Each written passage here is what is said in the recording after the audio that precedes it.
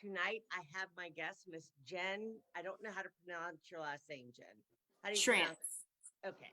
Schrantz. I'm not going to try, but It rhymes welcome. with ranch. Yes. Okay, there you go. Trance. Schrantz. Okay. So welcome, Jen. Welcome to Conscious Heart Solutions. I'm super excited to have you, and thank you for being willing to come on. I've been posting. A lot of you have seen a couple posts that I've made. Some of you, when you see this video of Jen's work, her art, she is an artist by trade. She has her own business and does pretty amazing work.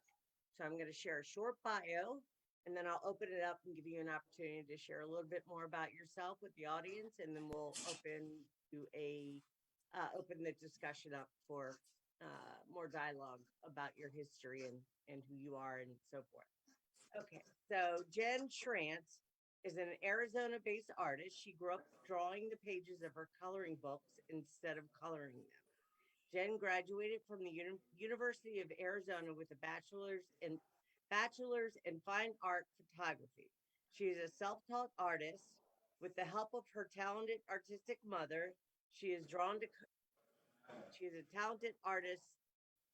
Okay, I'm sorry. I apologize. She's a self-taught artist with the help of her talented artistic mother. She is drawn to color and puts a little piece of her heart and soul into every piece she creates. I appreciate your patience, guys. I'm being a little tongue-tied tonight, and I don't know why, but it's okay. Most of you, they're used to me. So, okay, welcome, Jen. You want to share a little bit more about yourself, please? Yeah, you're welcome. Absolutely. I can't wait. I really wanted to show some of your art to the people that are going to be watching the show, because I just think it's amazing. But please, yes, go ahead and share more about yourself. So I'm from Tucson, Arizona, born and raised. I've lived here all my life. I grew up with very artistic. My mother and my brother are very artistic, so I kind of was emulating what I saw with them. Mostly painters, oil painters. And then my brother also got into photography for a while. So I was kind of his little test subject. And I just thought it was the most fun thing ever. So I ended up starting college, and I started in audiology because I was going off of like, what can I make the most money in? And then I started and I was like, this is horrible. I don't like any of this and I don't enjoy it and I'm not happy. So I was like, I'm just going to go into art and just do what I love doing. And I kind of just went from there. I started with a Bachelor in Fine Arts in Photography at the U of A. And it was a lot of like conceptually based stuff. So I didn't learn a lot of technical things, and I'm a hands-on learner. So where I learned the most was just like second shooting with photographers that I looked up to. And then once the pandemic hit, everything stopped. So no more weddings to photograph. People were staying home, so I didn't really photograph them. So that's when my art business kind of started booming, because I was trying to make money and stay steady, because that's my full-time job. So, and I'm a single mom, 2 boys, they're 8 and 12. So it's just an adventure every day. Well, I think I really wish that we could show at least a couple of your pieces with the calves heads that you do, because I was blown away. I mean, that's what attracted me to you initially when we became friends. I was like, wow, that's absolutely gorgeous. I mean, some of the pieces were just super amazing. And then watching your videos from your Instagram, making them, yeah. I like to do like the process videos, and with the skulls, it kind of happened. One of my friends asked me to paint his an elk skull that he had, and it was really challenging.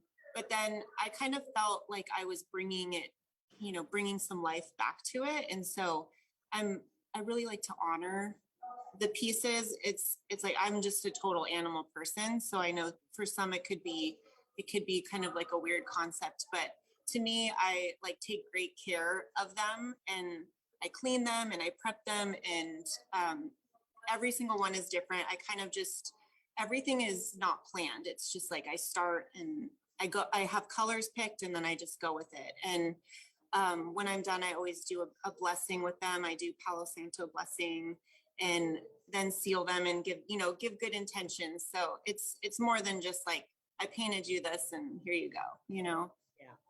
I know that because you and I have talked, and I think it's amazing. And I just gotta, I think, I mean, I think it's just so unique, the way what you've chosen to do, as far as, you don't see that too often. You might, I mean, so, okay, so let's back up a little bit because I really want to dive into your art, but I want to talk a little bit more, at least share with the audience, your history. So you're from Arizona. How many, you have family, you have brothers and sisters, or you have just brothers? Is that what So I have 3 older brothers. 2 of them are adopted. So I Okay. grew up, and they're quite a bit older than me. They're like the youngest one is 12 years older than me. So I was always like the baby of the family, and they were boys, so it was like a different type of energy growing up around. My parents were actually both married previously. So my dad was the one who adopted the boys, and then my mom had a son, and then they got married and then had me. So they lived with us for, all 3 of them lived with us for a while, but there was, some going back and forth with my dad's ex and some situations there. So Okay. So would you say, I mean, what was your family like growing up? I mean, did you have, because I'm kind of leading somewhere here and I don't want to, yeah. So what, and especially in Arizona. So we know that, and I'm going to jump this way for a second and then we'll come back because I know that there's a lot of happenings in Arizona. Mhm. So, and you have had a few of your own very personal awakenings, that has also inspired you to do the type of art you're doing. Am I right or correct in saying Yes. that? Okay. So can you tell us a little bit about, growing up and being the youngest sister of older brothers and high school, and what made you decide that, you said money was your driving, or what ignited you to take the type of courses that you were taking, in college or in university, and you moved out of that. And tell us a little bit about university and your, professors and or teachers or whoever it was that you were, because a lot of us know that the universities are, involved in a lot of things on this planet. So Okay, so growing up, I think I had a great childhood. I mean, my family gave so much love, which I mean, I don't know any family that is as loving as my family. My dad is like the most honest man ever. He'll do anything for us, and just my mother is just so like nurturing and wonderful. I think the boys in the situation brought a lot of stress to our family for a while. So I mean, I remember bits and pieces of it, but I don't really want to say that it affected me. I've kind of tried to look back and see where certain things have stemmed from. And I think a lot of it started kind of in high school, trying to find myself and dating the wrong people and getting in really toxic relationships. And I think that was kind of like the start, but it didn't really push me enough. So I had, a couple really bad experiences throughout high school. I ended up I moved to Phoenix, which is 2 hours from Tucson, with this guy that I was dating I ended up marrying him. So we moved to Phoenix, and I actually got my aesthetics license, which is like skincare. And I was doing like medical laser treatments for like 12 years. So that was kind of like my holding place. So that's, pre-children. I had like the 9 to 5 job, and I loved it, but it wasn't like really fulfilling me. I did have my photography degree, so I was doing that kind of on the side. So I do, you know, my friends' families, and, you know, they would tell their friends, and I would just do small shoots. And then I think 2 years after I graduated, I was like, I need more of my creativity. So I started second shooting with a photographer that actually shot my wedding at the time. And I was like, how am I going to do this? This is insane. Because we were shooting like 10-hour days. And it's a lot of people, and it's a lot of, you know, you have to be on time, like follow timelines. And it was very structured, which is hard for me. But I ended up doing it. So I was shooting a lot of weddings for several years. So my first son was born, he's now 12. So I got my business license, and then I just started trying to push the photography business as much as I could. And I was working 4 days a week at the dermatologist. So I was kind of juggling a lot of travel. It was just a lot. It was a lot to balance. Kind of skipping back, before I had my first son, I had a very, very hard experience with the pregnancy where I developed something called HELP syndrome. I got miraculously pregnant with twins after not being able to get pregnant for a year. And I went in, and they're like, there's twins. And I was just like shocked because I was having so much trouble. My brother is actually an acupuncturist, so he was doing acupuncture on me. And I think that's kind of what triggered it. Not the twins, but the pregnancy. And then 3 months into it, the doctor said they were in the same sac, which is a very, very risky pregnancy. You have to be put on bed rest. I had no plan. I had no disability insurance, nothing. So I had to quit my job basically and go on bed rest, which for me is like torture basically, because I'm just like a go type person. So I went on bed rest, and then at around 26 weeks, you know, going through heavy duty monitoring, they knew that there was something wrong. They thought I had preeclampsia, which I'm not sure if you're familiar with that, but it's just like a very elevated blood pressure, and it can cause a lot of problems with the pregnancy. But it ended up that I had this HELP syndrome, which is like an extreme form of preeclampsia where your organs start to shut down, and the only cure is taking the babies out. So I went in around 26 weeks. They admitted me. I was in there for 3 days. On the third day, she's like, they're in there like monitoring me every 30 minutes throughout the entire day and night. So I didn't sleep. And she's like, the nurse said, you need to sleep. We're putting some Benadryl into your IV. And I've never felt the way that I felt. Like I swear to this day, it wasn't Benadryl. It was like, the way that I felt was just like insane. So what do you think that was? Because a lot of things come to my mind, and I don't necessarily always, well, I definitely won't be sharing it on this camera, but I have. Yeah. Yeah. So what are your thoughts about that experience? So I basically had this medication in my body that was making me feel. Can I ask you real quick what blood type you are, if you don't mind sharing that, or do you? B positive. Okay. So on the third day, my chest started burning, and I couldn't really take a full breath, and I felt like an elephant was sitting on my chest, and something was obviously wrong. So they took my blood again and said, your organs are shutting down. We have to take it in for an emergency C-section right now. So, and mind you, my body was detoxing. Like I looked unrecognizable. And so they rushed me in, took the babies out. They were just over a pound each. And that whole experience completely rocked my world and my family's world. I mean, it teaches you how out of control you are with life's happenings. So I think that was like a big lesson, was like we really don't have control. We can't control.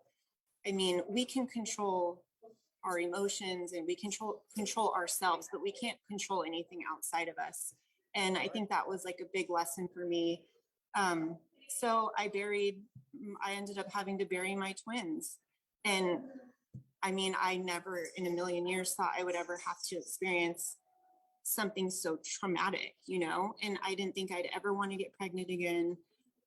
So it took me about 2 years of, self-help, groups and kind of rebuilding and healing from that.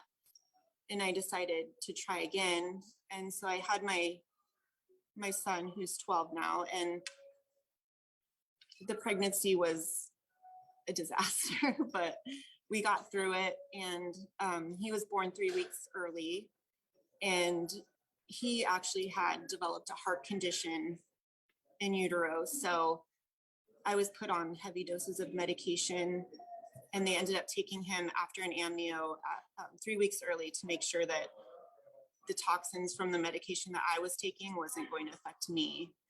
And miraculously, when they cut the umbilical cord, his heart regulated. It was just like total magic. That's beautiful. Yeah. So after him, I didn't expect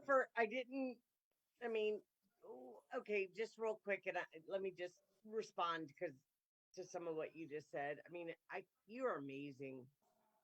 I mean, I'm just thinking about, Jen and I have talked on the phone a couple times, and it's my heart's intention to connect with women and to really build sisterhood, right? And to be supportive and to help one another for however we can be helpful to one another, to bring value to each other. And I just never in a million years would have thought that you would have had those kinds of experiences. You're such a sweet soul and a kind woman. And I can say that with earnest. Yes. You're welcome. So good. I mean, that it takes a great deal of courage to go through what you just shared with all of us. Thank you for being so open.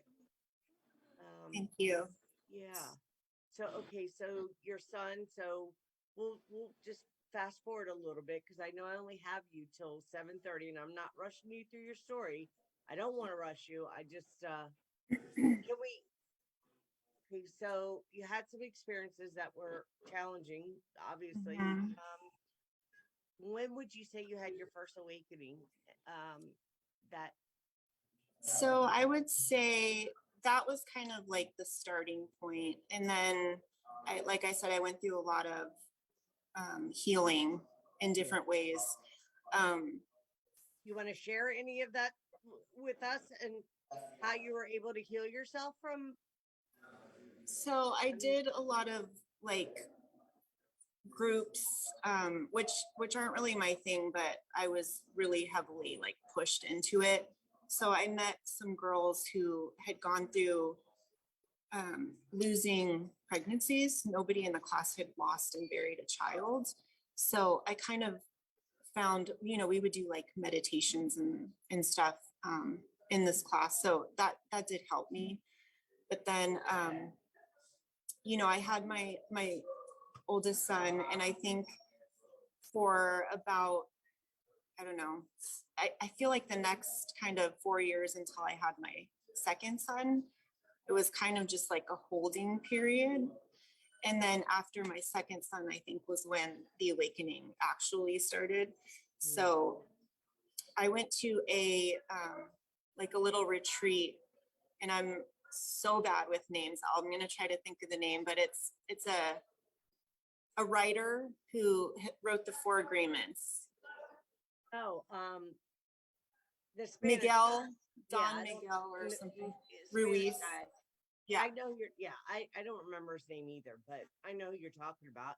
And most people will probably, Yeah, I think it's Don Miguel Ruiz or something. I think so.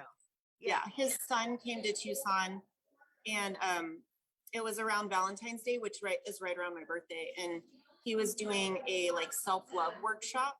Well, it was a love workshop. I didn't know it was self-love. I just thought it was kind of like based around relationships. And I kind of want, my ex-husband and I went just kind of to see, you know, if we can improve on some things. And it ended up being more about self-love.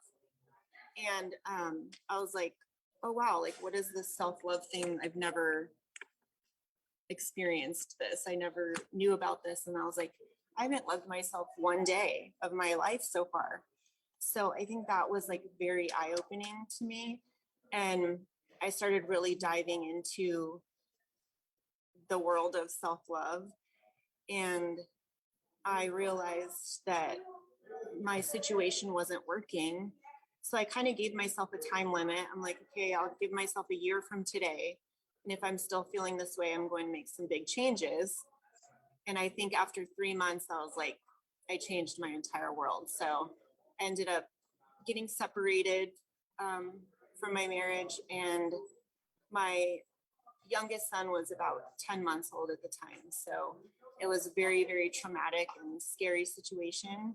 And I think that was the beginning of it, is just kind of diving into really doing what's right for me and really feeling into what I need and how I want to live my life. So then it was just like a whirlwind of like, okay, what am I going to do next? How am I going to do this on my own? And then over the next couple years, it was just like one thing after another. I was in like a bad car accident. It was just like, I would get kind of to one point and then something really traumatic would happen. And then I'd get a little further and then something traumatic would happen. And so throughout all of this, I was reading and doing all this research, and people were just like throwing things at me that I needed. It was strange because it was like people would just send me a video from YouTube and I'd be like, oh my gosh, this is like really resonating. And it just snowballed. It just totally snowballed. Synchronicities, and that's what happens. Your higher self will definitely, and if you want to say your higher self, it's yourself. It's your soul self that you will plan these things out in order for you to work out your karma and also to heal. Yeah. So yeah. So it was a lot, but so I mean, you said that, okay. So my mind is in a lot of places right now. I'm just because I have the ability to tap into certain things. When people share information with me, I can kind of go to that time or close to that timeline, if you want to say that, and see and have a look if I'm able to. Just even pick up a feeling, not necessarily. Sometimes I get visions, but it's a feeling. It's more of a feeling. And so you had mentioned that you experienced some really dark. So do you consider those experiences dark experiences? Is that what you were referring to, or is there? Well, I don't think, I mean, I think all suffering is used for healing. So I don't like by any means think that, I just think they're hard things to talk about. And they're hard things to think about. So those, you know, it's things that like people don't want to go through in life.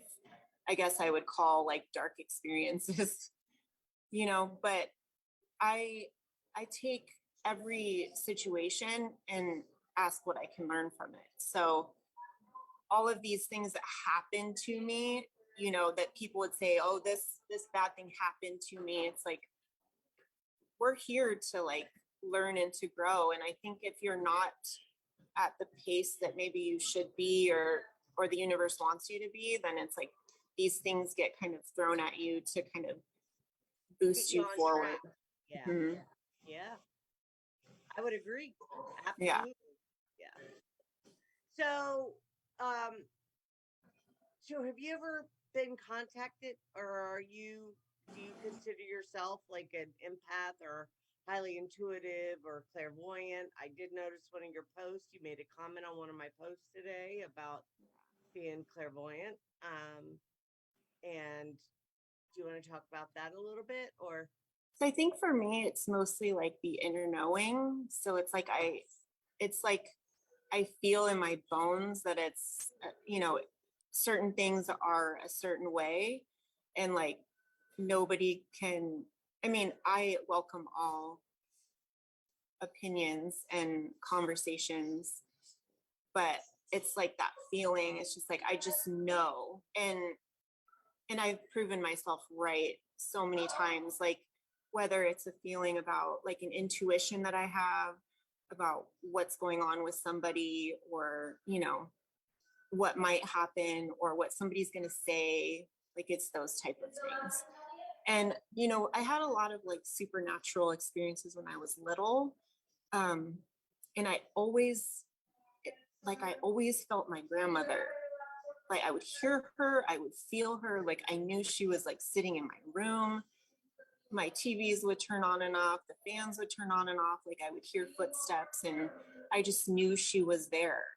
And it stopped. Like it was only for a specific amount of time. And I'd always talk with her at night. And we even had like someone come to our house because there were so many weird things that were happening. Like vases would get knocked down while we were eating dinner and weird stuff like that. So we had these people come and do like a reading on our house with the monitors and stuff. And they said that our house was built over like an old Indian burial ground. I was just going to say, and you just said it. Yep. Okay. Yeah. So there was a lot of like activity in that house, actually so much so, and it actually followed us. Like there's a little town called Bisbee that my parents wanted to get a house in. It's about an hour or so away from Tucson, and so many supernatural things were happening that my mom said, forget it. I don't want to move here. I can't deal with this. And we ended up selling that house and moving out of the house. And I think it was just like, do you have Indian? Do you have Indian in your, no? What I don't think so. nationality? So my dad is Austrian, Jewish. My mom is German, Polish, I believe. Okay. Yeah. Doesn't mean you don't have a Yeah. history. Yeah. My mom did that. I refuse to do that DNA testing. Like I'm not sending my DNA anywhere. Well, what did it come up that there was any Indian in your? I'll ask her. I don't believe so, but I'll ask. Either way, I mean, you could have been in a past life. And I think I was in a past life. Yeah. I mean, I could look at you. I mean, I see some, I mean, I could easily say, I mean, you could easily pass as a woman that has of Indian descent. Mm-hmm. Yeah. Beautiful. You know that. Thank you. You're welcome. So are you.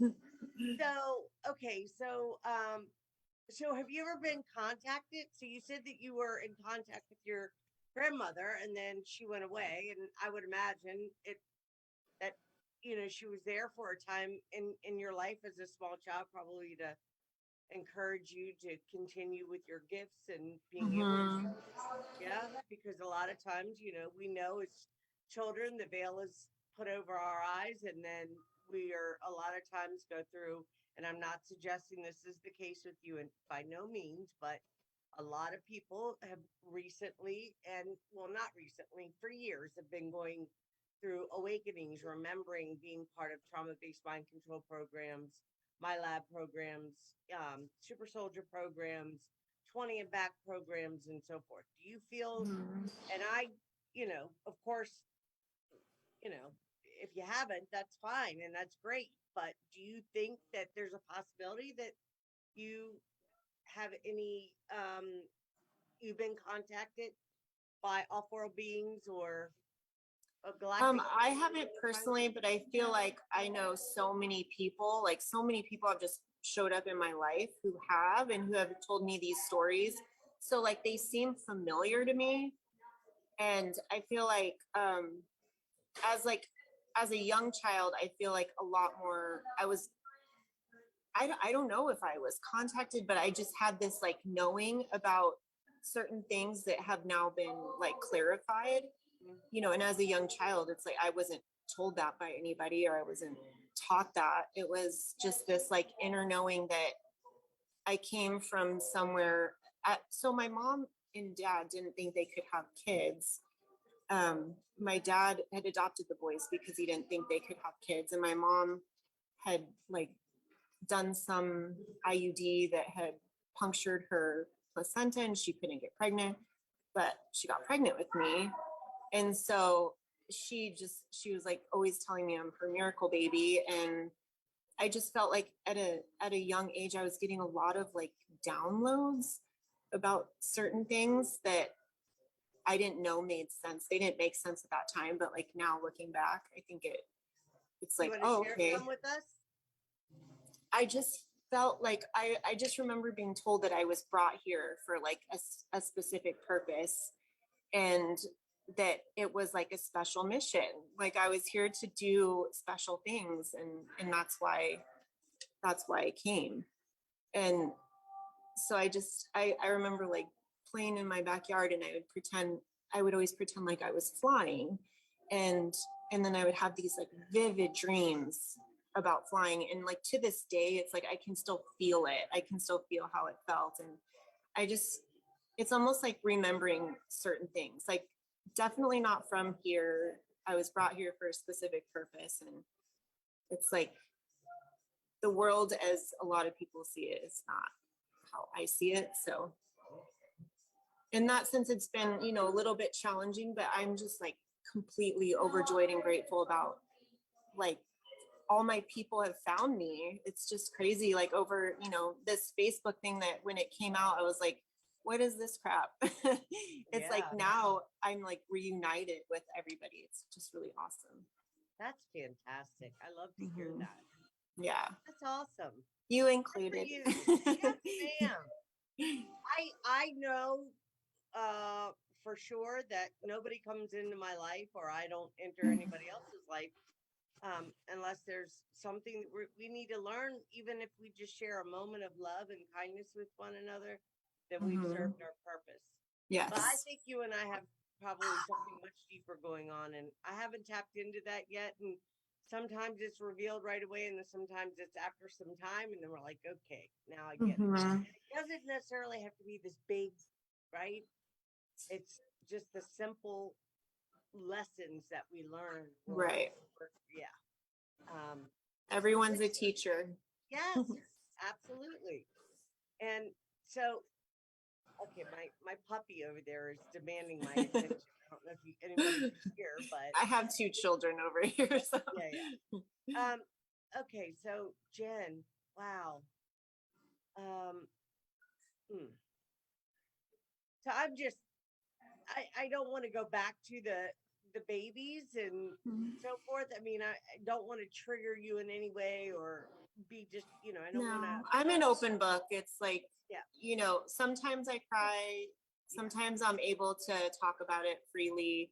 I think they were and are my biggest teachers. Like, you know, I had these little beings, and you know, again, people come into your life for a specific amount of time. So in my eyes, they were here and they taught us the biggest lessons we've ever learned about, you know, unconditional love and just kind of going with the flow and not being in control, and learning from whatever darkness arrives. So I think, you know, it took me a And long not time. being a victim, not Yeah. not falling into victimhood and why me and poor me. I mean, that's amazing. Mhm. And of I course, didn't like have, yeah. there was a I time wasn't able where to, yeah. Sorry, it's okay.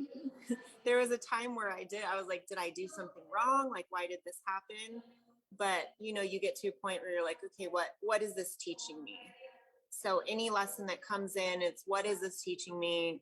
And it's like I don't even have the energy to be a victim or to be upset and angry. It's just like, okay, this is happening. What do we do next? And Yeah. honestly, I got my boys back. Like I literally did. They looked like identical twins when they were born. 4 years apart. And I just knew that's what the situation was, you know? That's So amazing. I had to wait. I mean, but- I love that. Mhm. Yeah. So I mean, I had Carter, and then 4 years later, just under 4 years, Easton was born, and they literally looked exactly the same. What are as their baby. names? Carter and what? Easton. Easton. I love it. So where did you get those names from? Well, so the twins' names were Parker and Ethan, and so we kind of wanted to like keep similar names, and then Yeah. we kept the twins' middle names. So that's kind of weird. We kind of wanted to honor their little lives. Jen, I think that you're really showing to so many women that will see this video at some point, and they're going to see the courage and the drive and the kindness and the softness that you still behold after having, because I mean, I have a niece that had twins and lost her twins too. Kind of, I don't know her health. Please stop it. Sorry, it will distract me, and then I will.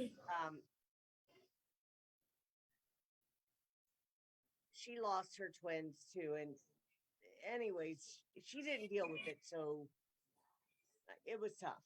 So yeah, that's why I just think that's amazing. And there's so many, and well, I could share a little bit about, I at 18 years old had a cyst on my ovary.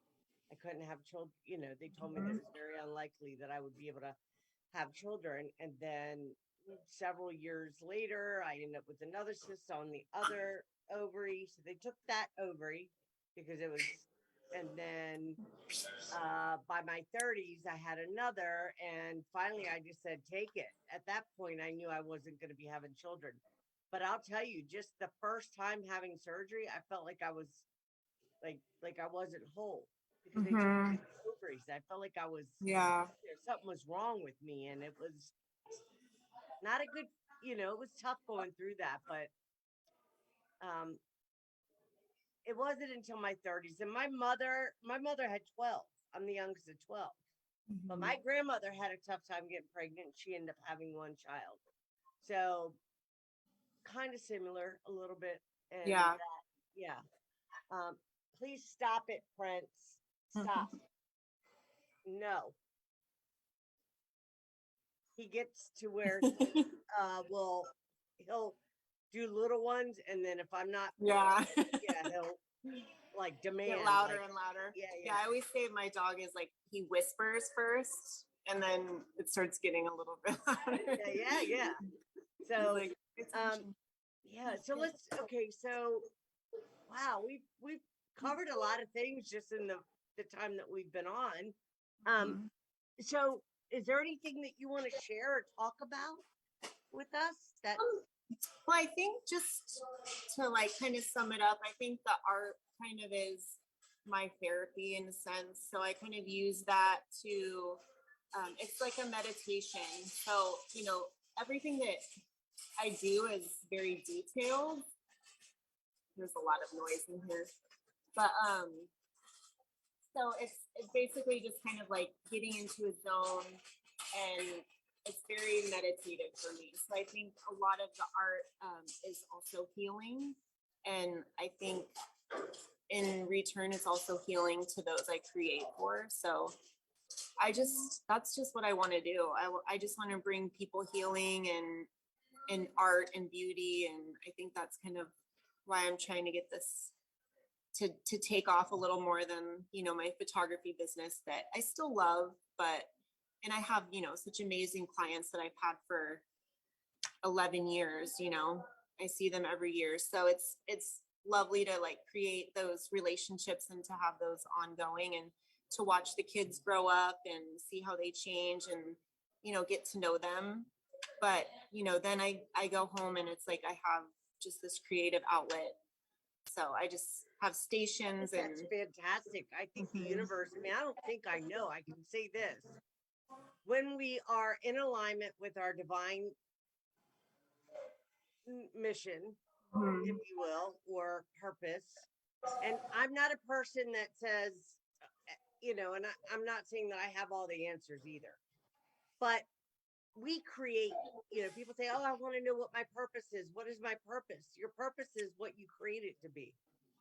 It's your life experiences and the wisdom you've gained. And when you tap into your creative potential and you find healing in that creative expression, therefore it becomes your work. Okay, not just monetary, your work, your contribution, exactly what you're bringing in value to. I will not stop it now. Sorry. No, I can't. Cannot focus. Sorry, Jen. You're good. There's like all this stuff going on around me too. I'm just trying to pretend like there's not. Maybe we'll just, because it seems like we've shared a lot. I mean, we could. Do you want to just go till 7, do an hour, and then we'll bring you back on when you get home and settled? That way, and then maybe you'll be able to create something like a little something you could share with us. Yeah, I mean, people, you'll be sharing your contact information, your Instagram, and so forth, so people will be able to go and follow you. Do you have any pieces with you that you can show us, or you're traveling right now, so you wouldn't? I'm traveling, so we're leaving for Hawaii tomorrow. So oh my goodness! And I didn't know that I wasn't going to be home tonight. I thought, well, we're leaving tomorrow, so I'll be home. But we're leaving so early from Phoenix, so we decided to come stay. That's so exciting! Yeah, Hawaii. How long are you going for? For a week. We're going with some friends, and I've never been, and I'm just like, I'm probably going to take 5 billion photos. 5 billion. So I can't wait to see. Yeah, it's Hawaii. gonna be awesome. I mean, there's a lot going on there too. Yeah, so we have some activities planned. So I'm excited to see. A lot of them are kind of going to be a surprise, but I'm just like, I'm just ready to go. I just want to be by the water.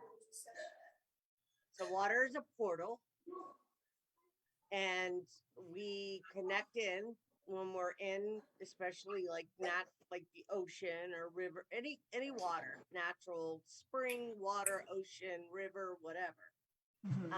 And I really can't stop it now. She's like, I want to sit on your lap. Yeah. I mean, he's done so well with his house training, and then we've had 2 accidents yesterday and today, and I'm not happy about that. Yeah, it's rough. The dogs are like the literal best. Yeah, they're like little angels. Oh, he's amazing. I am crazy.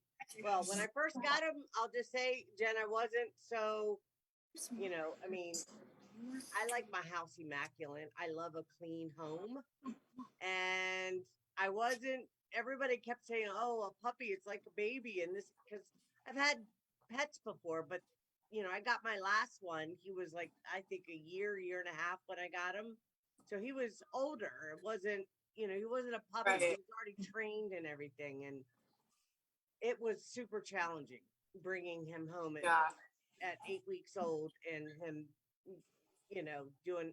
I mean, like, I can't even. I don't even want to admit it on camera. Like, you talk about give your power away. Believe me, I know. I got mine. When Easton was, so I got my puppy when Easton was about 6 weeks old, 6 or 8 weeks old. So I had a newborn baby and then a puppy, and it was like, but I was like, let's just get it over with all at once, like all the pooping and the mess and everything. Yeah. So I don't know. I sat on my living room floor and kind of in tears one night and just realized, like, Aida, he's a baby. You gotta chill out, lady. I didn't hurt him, but I would raise my voice and scare the heck out of him. Yeah. The other night, I was on the phone with my sister in the kitchen, and I looked over, and he was sitting in his crate, and he was shaking. And I was like, "Frida, he's shaking. I don't know. He might have ate, when I took him for a walk, he might have eaten something off the ground, or Mhm. I don't know, because I take melatonin at night just so I could sleep, because otherwise I'm up to 4 in the morning staring at the ceilings. And I'm always concerned. I hope I, don't drop one and he ends up, because I dated a guy many years ago in my early 20s, and he had gotten a puppy, and the puppy got a hold of some medication. We had to rush him. Anyway, so I kind of got that still in the back of my mind. Like, it just scares me. Like, Yeah. yeah. So when I saw him shake it, I'm like, oh my God, I hope he didn't. And then I looked down and I seen this little spot of where he went to the bathroom, and he was scared. And that said, okay, I can't do this. Cannot, I don't want him to be scared of me. And I Yeah. don't want to, so I sat here today and I was like, please forgive me, Prince, for ever being mean to you, little man. I call him little, Yeah. he's such a amazing. Do you mind if I get him? No, go ahead. Okay. You see this dog.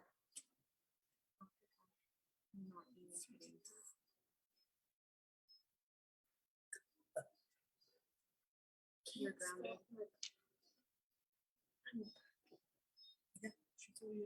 No phone. He was drowning. Yeah, you deserve it. So no phone. You're quiet.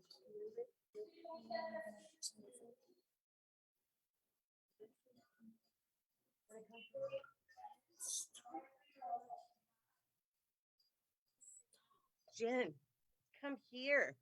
Who is that? Who Hi, is that? Let me baby. take this background off, because he's amazing.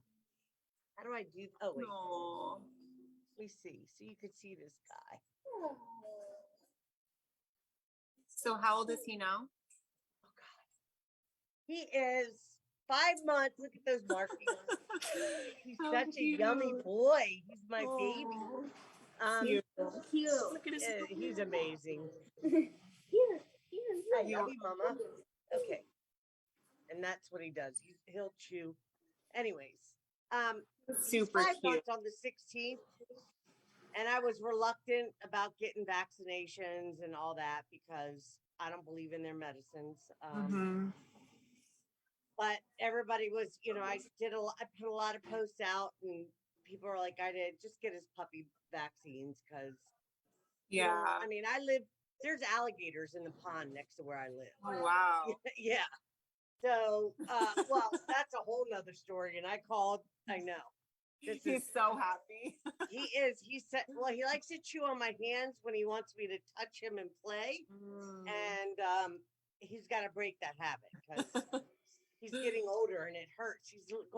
He's probably lost about 4 or 5 of his teeth just in like this past week. So, Wow. yeah.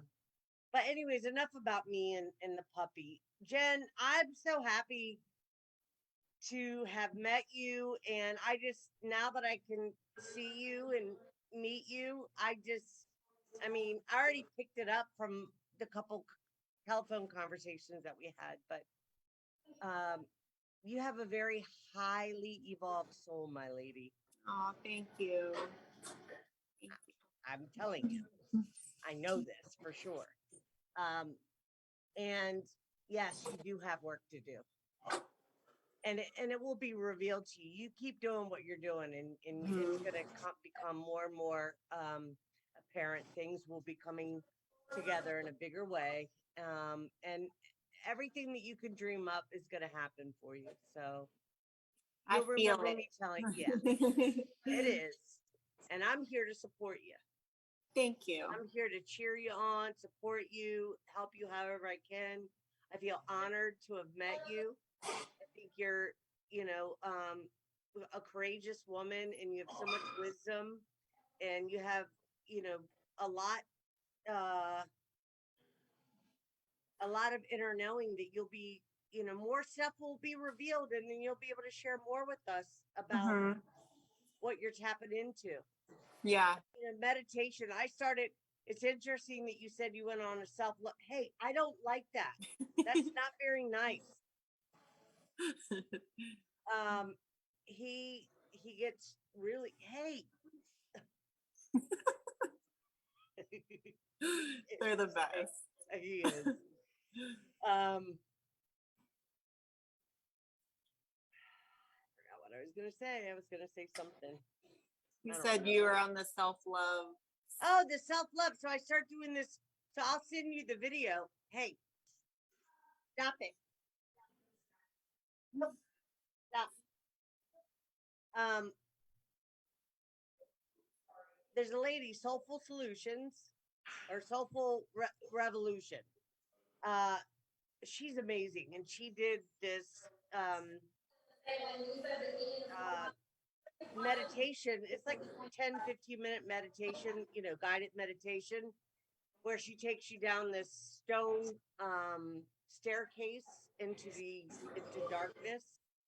And there's this one room that's open. You can see the crackling of the fire, and then you go and you pass that door. It's like cracked open, and then there's another one, but you could feel the energy from the second door, where a lot of sadness and feelings of abandonment and all the issues as a little girl that we, Mhm.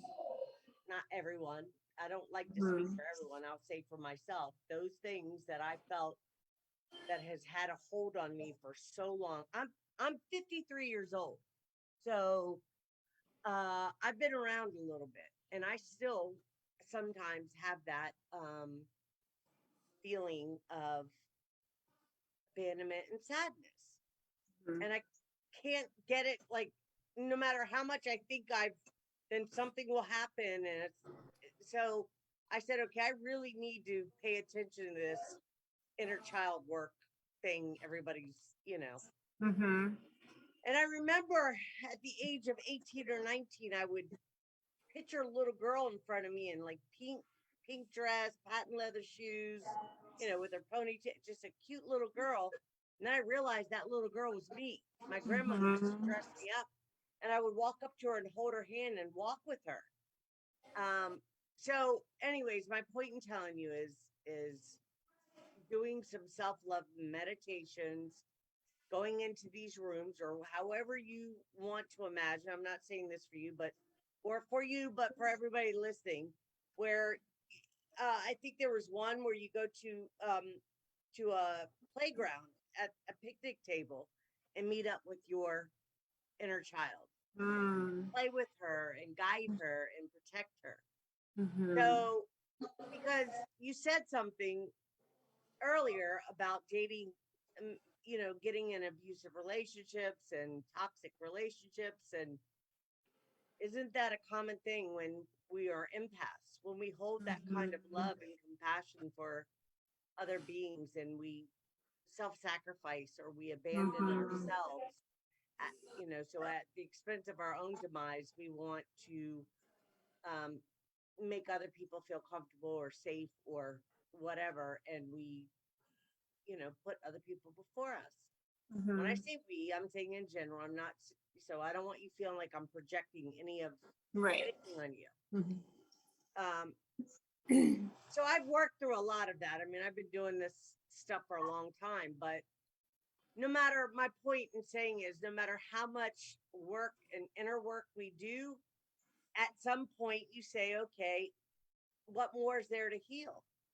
Right? Because it's only in the mind that we go on these adventures of what happened in the past. The past doesn't exist anymore.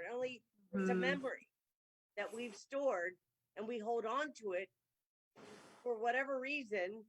So I appreciate what you said. I'm just tapping into some of the things you said. And before we get off here, I want to respond to, and that people get comfortable with their trauma. People get comfortable with what's familiar. And we don't know how long you may heal from something. It takes you 1 minute. Somebody else, it would take, months. I mean, we don't know, because people have coping skills that are challenged in a big way.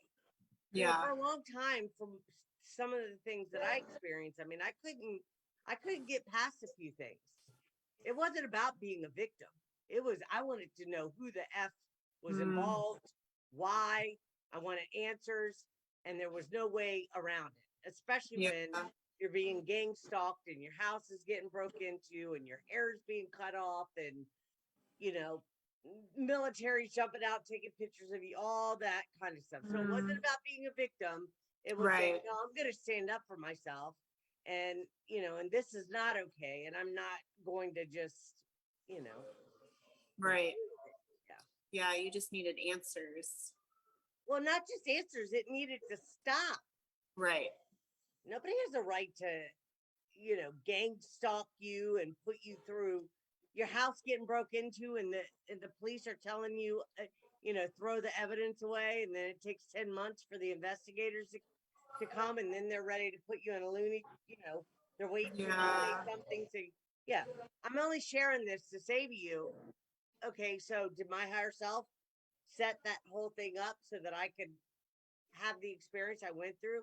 They're called initiations.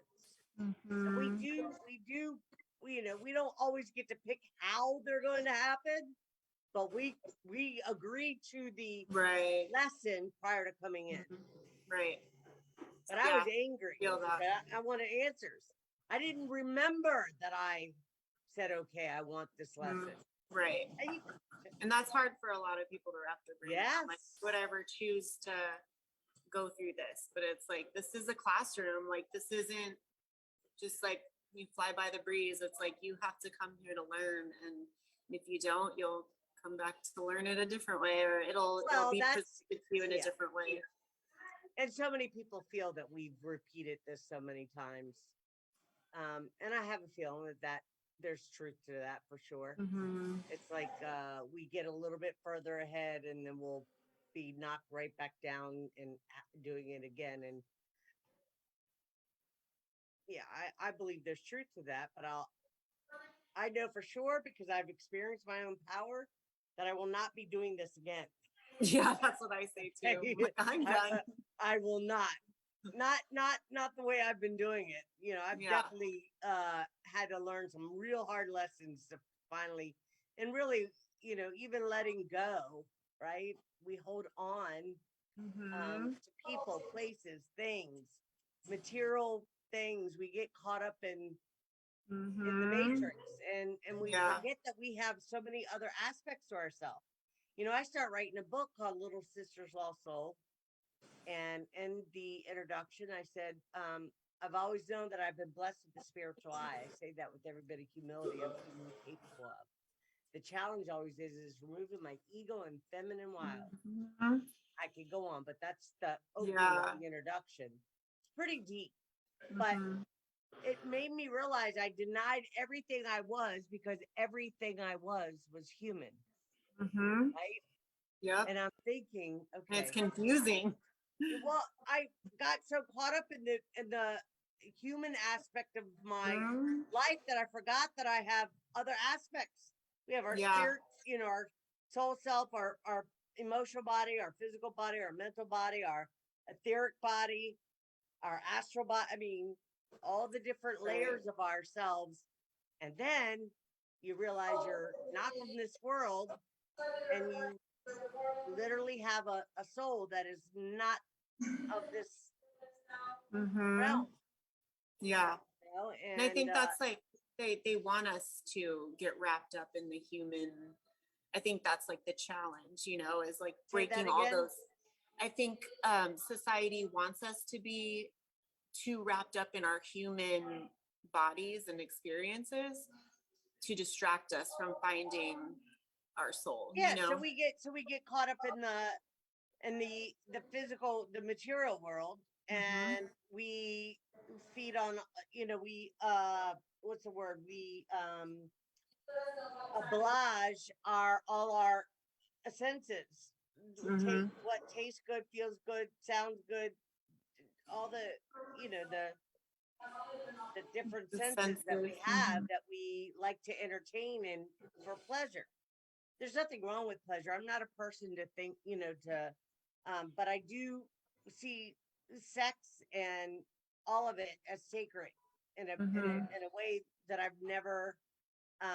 When I was younger, I was, it was sex, drugs, and rock and roll. I mean, you know, we did Yeah. things, and it's just, I see things much differently now. Yeah. Me too. Yes, ma'am. The veil is lifted. Yes. But Mhm. again, it's like, I don't think that I didn't come here to be a nun. Okay. I'll say that. But I definitely want a beloved, a partner, Mhm. somebody that, I don't want to be, yeah, I would like to meet somebody and have a partner, but I'm not in any rush either. I know it will happen. Yes. And yeah, but Jen, so it's 7 o'clock, and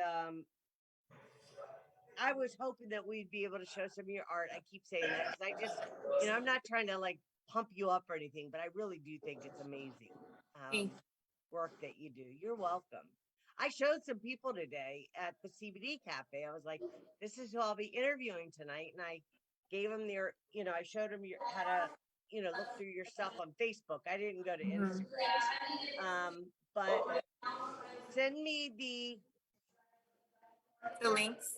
yeah, everything, and I'll have Katie add it, and we'll just put this up as we could just say this is a soft opening, a soft Yeah. introduction to Miss Jen, and I want you to have a blast. I can't wait to see all the pictures from Hawaii. I want you to have a safe and fun trip, and I can't wait to hear about it when you get back. Thank you. Thanks You're for having welcome. me on. You're awesome, Jen. So I are you. appreciate you. And thank you for your patience. I'm not the best interviewer, but what I am is down to earth and very authentic. Oh yeah, So, that's my yeah. favorite. It's just Yeah. real and down to earth. So Yeah. and I don't So, really like go on camera very much, so I'm probably very awkward myself. I decided to do this because first off, it was an outlet for myself to be able to share some things that I feel, is important, and also to connect with other people. I mean, so that we can have an open dialogue, and we may not agree with everything, but we can, you know, be supportive to one another, and share ideas or share our differences and say, okay, I can see from your perspective. I get that, to be able to have the dialogue and not be so, because the world is constantly, through religion, through, politics, through just community. People want to, race, color, creed, whatever. Everything is always either vying for our time and then wants us to pick a side. I don't pick sides. No, we're all one. Yeah. So Yeah. I don't pick sides, and I appreciate my darkness as much as I do as my light. Yes. But I don't make it my business to be hurtful or harmful to people.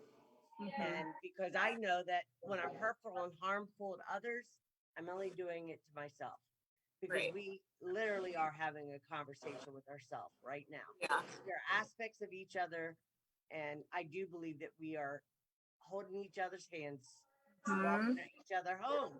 That's Exactly. our hearts. That's where, it's not out there somewhere, people. That's what I say. It's an inside job. But Yeah. when you get the hang of it, it feels good. Mhm. Sorry, I can't. Yeah. All right. I'm gonna let you go because I know you Go have give some a love. flight tomorrow, and you probably want to visit with your friends, and have a great night. Send me all Thank the you. links. I'll have them, and I'll send you this video. It's Okay. yeah. Awesome. Jen, thank you for coming on. We appreciate Thank you. you. Love you Wait, so much. real quick, where they can find you on Instagram? Go ahead and share your links, and you'll send them to me. So on Instagram, it's under the Aquarian Bee or at Out of This Galaxy 111. Wow, I love the name. Yes, That's ma'am. that should actually be for both Facebook and Instagram. And I'm Okay. currently making a website, which I'll probably actually do a lot of on my 6-hour flight tomorrow. So I'm just trying to build the art website. My photography website is obviously up. It's been up for a while, but I think I'm kind of moving more into the art world. So the Aquarian Bee, Very good. BEE. So you'll send those to me, and then we'll have you on when you get back and you're settled and you have your website. That way, we'll have more content to share with the listeners. And Okay. yeah, sound good? Works. Yes. Very thanks, good. Laura. Have a fantastic flight. Enjoy your trip, and I'll talk to you soon. Thank you. Have a good You're night. welcome. Thank you. Bye. Bye bye.